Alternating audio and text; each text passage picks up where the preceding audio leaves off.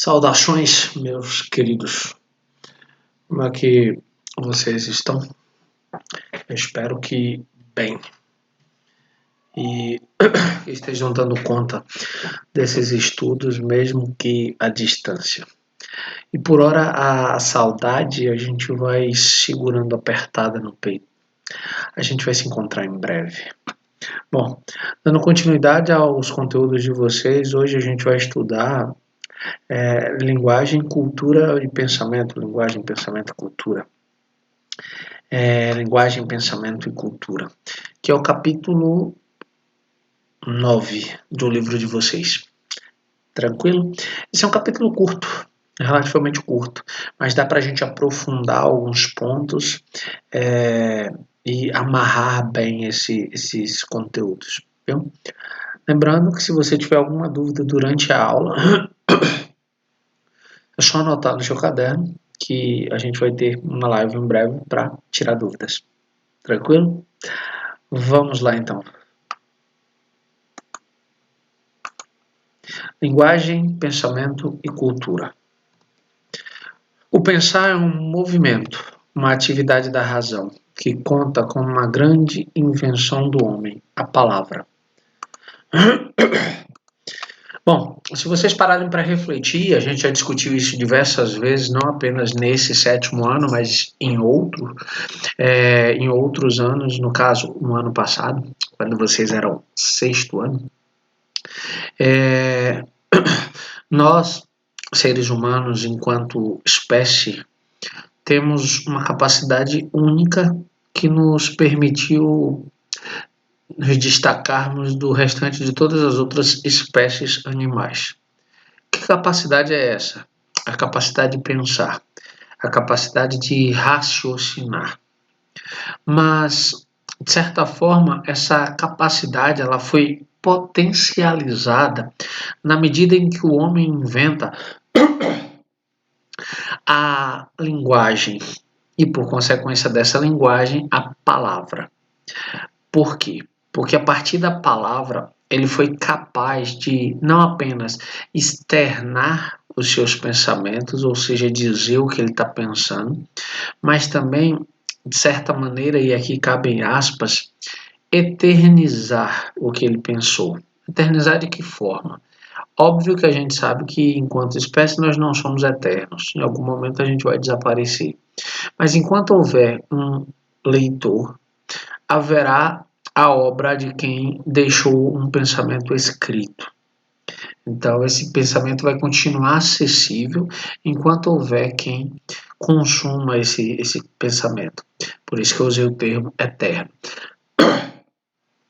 Dentro dessa lógica, pensarmos a linguagem é pensarmos na importância que a palavra assumiu nessa construção.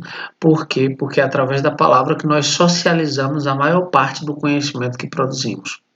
Há, óbvio, outras linguagens, outras formas de linguagem. A gente vai trabalhar um pouco mais para frente. Mas a palavra e a linguagem escrita é, sem sombra de dúvida, o momento que, bum, revolucionou tudo. Até porque quando você vai ler, você está lendo uma palavra escrita. Tranquilo? Então vamos ao próximo tópico. Não vou nem fechar o webcam, só vou lá consultar. É por meio do pensamento que o conhecimento se manifesta. É por meio do pensamento que o conhecimento se manifesta. Olha que frase interessante. Quando você está estudando para uma prova, para uma atividade, para um teste qualquer, é natural que você leia o conteúdo, preste atenção nas aulas, mas você vai aprender de forma muito mais ampla e mais significativa se você refletir, se você pensar. Por quê? Porque na medida em que você pensa, você está produzindo conhecimento. Você está conectando ideias e essas ideias vão te dar uma visão mais interessante, mais ampla sobre o assunto que você está estudando. Por isso, o texto afirma que o pensamento é o meio pelo qual se manifesta o conhecimento. Tranquilo? Vamos ao próximo tópico. Segundo Aristóteles, filósofo grego, discípulo de Platão, nascido em Estagira, Aristóteles diz que que o homem é um animal político. Por que um animal político? Porque, segundo o pensamento de Aristóteles, nós vivemos em sociedade, dependemos dessa estrutura social para existir enquanto seres humanos. Daí ele afirmar que somos animais políticos,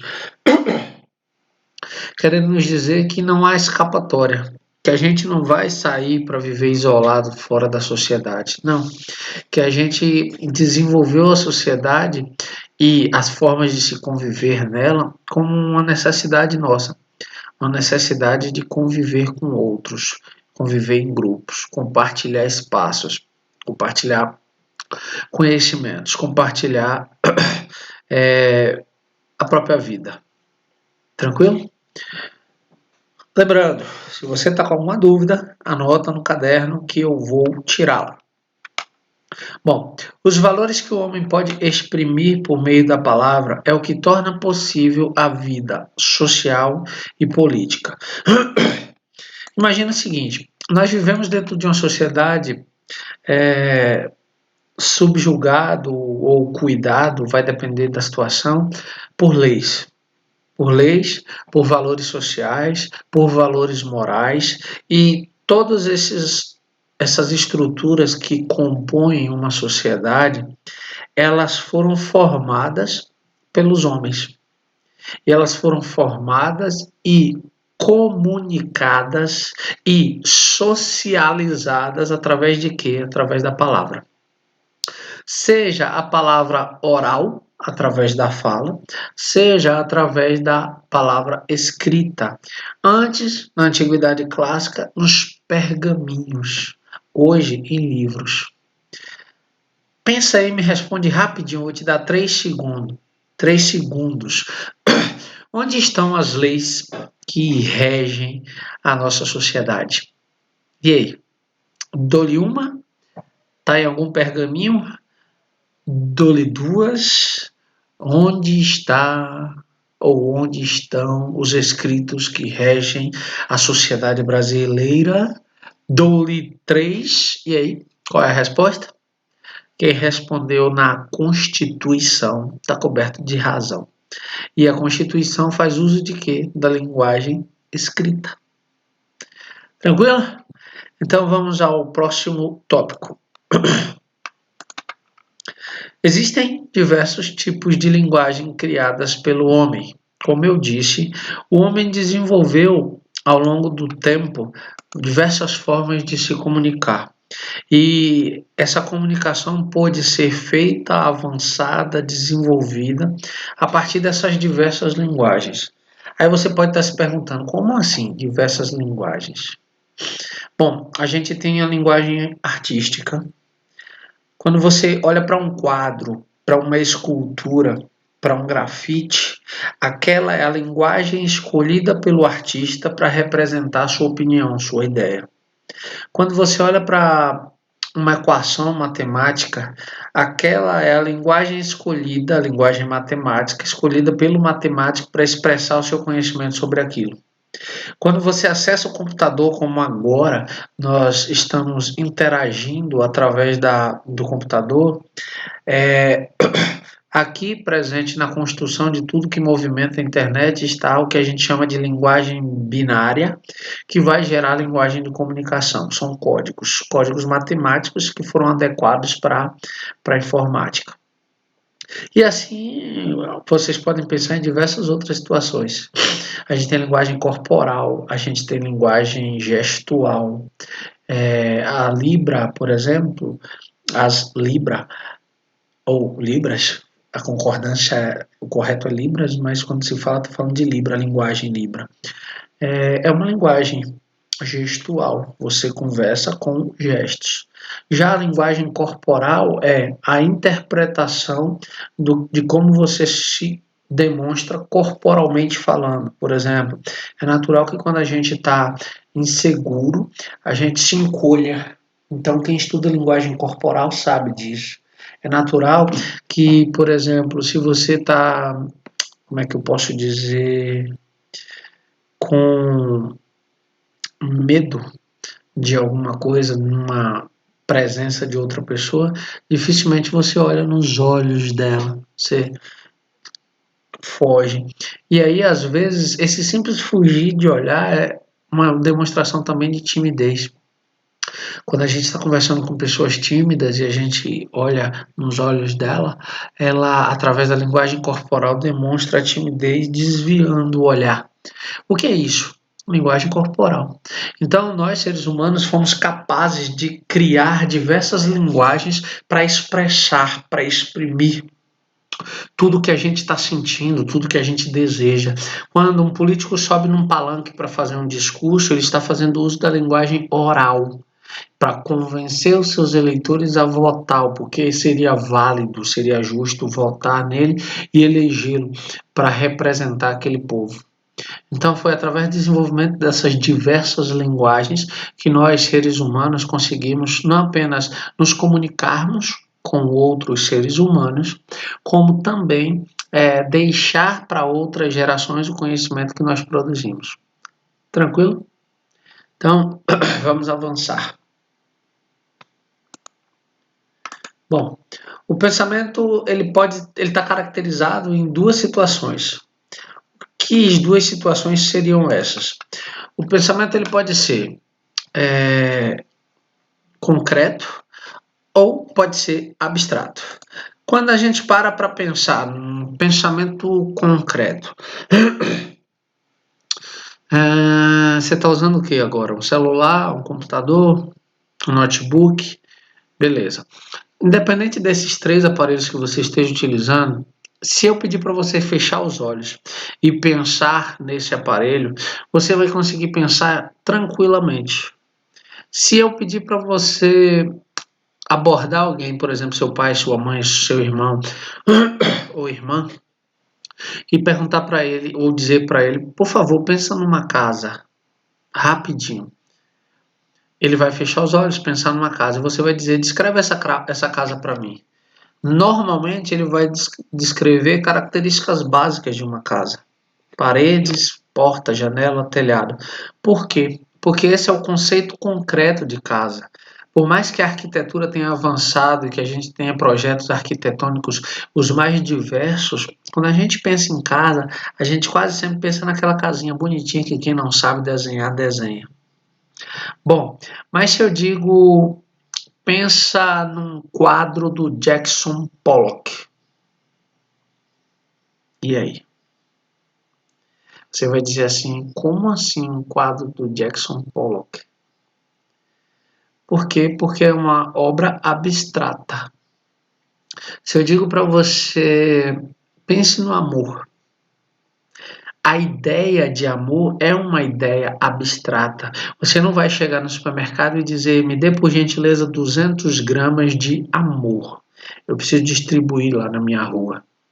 Você não vai parar numa loja e dizer, eu quero 1,5 metro de justiça. Não. Por quê? Porque são pensamentos abstratos. Eles não existem concretamente. A gente sabe o que é porque somos capazes de pensar sobre eles, de conceituar ou de conceituá-los, para melhor colocar o português. Mas não podemos pegar no conceito de justiça, no conceito de amor, no conceito de dor, no conceito de felicidade. Entendeu? Pensamento concreto é aquele que representa algo que existe na materialidade, ou seja, de forma palpável. Pensamento abstrato é aquele que existe o conceito, mas a coisa não existe em si. Tranquilo? Posso avançar? Então vamos.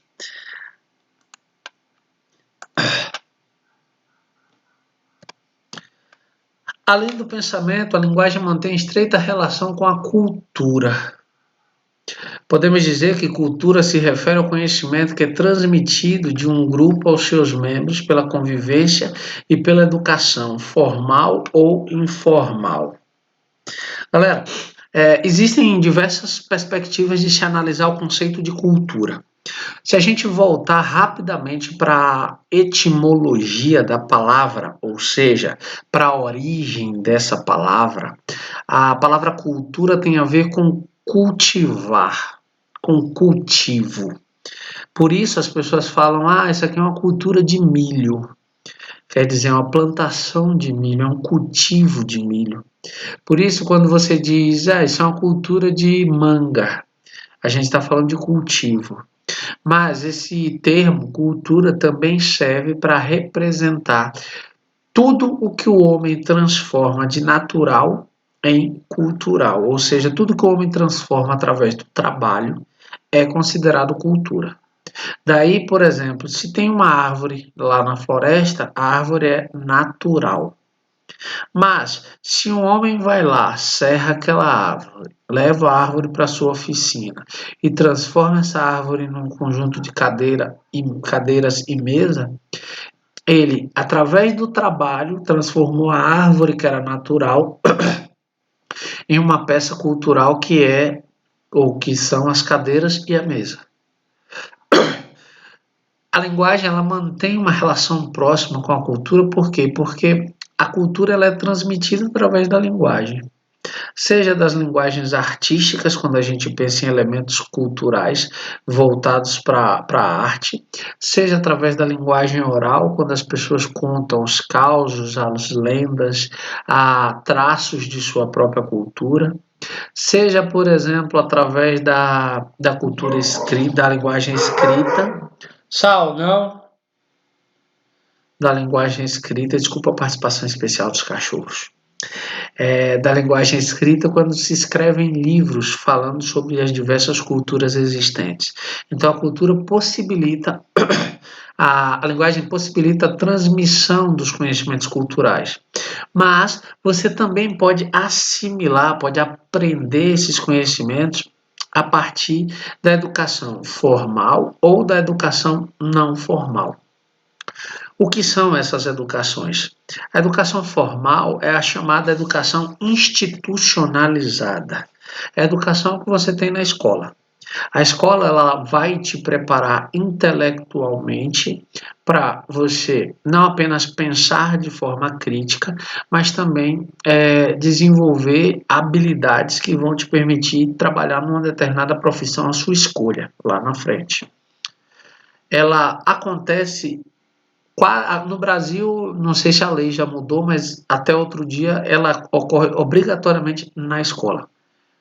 Então, você começa nas primeiras séries da escola, sai da escola, vai para a universidade e lá permanece recebendo educação formal. A educação não formal ou informal, como preferirem, é a educação que, apesar de também ser sistematizada, apesar de também ser organizada, ela não acontece na instituição escola. Então, ela não é institucionalizada. Ela acontece nas relações sociais, principalmente dentro da família. É o que a gente chama de, cotidianamente, de boa educação. Quando diz fulano é muito educado, ou seja, fulano sabe respeitar os mais velhos. Onde ele aprendeu isso? Em casa. Fulano para e escuta quando as pessoas estão falando e pede o direito de fala. Ele aprendeu onde? Em casa. Fulano nunca pegou um único lápis que não fosse dele para levar para casa. Onde ele aprendeu? Com a família. Ou seja, são esses saberes práticos, cotidianos, do dia a dia, que a gente aprende com os nossos pais, com os nossos avós. Quando nossos pais e avós dizem, não faça isso, meu filho, é errado. Faça desse jeito, esse é o jeito correto. Eles estão nos educando de forma não formal, de maneira não formal, para não ficar redundante. Tá claro para você? Eu espero que sim. E convido você a ler o capítulo com calma, prestando atenção nos detalhes. É um capítulo pequeno. Se você tiver alguma dúvida, anota no seu caderno. A gente já vai marcar, salvo engano, ou semana que vem, ou logo depois do recesso. Vamos ter uma live para tirar dúvidas e corrigir as atividades. Tranquilo? No mais, fique em casa e a gente vai se encontrando por aqui. Saudade imensa de vocês. Valeu? Forte abraço. Tchau, tchau.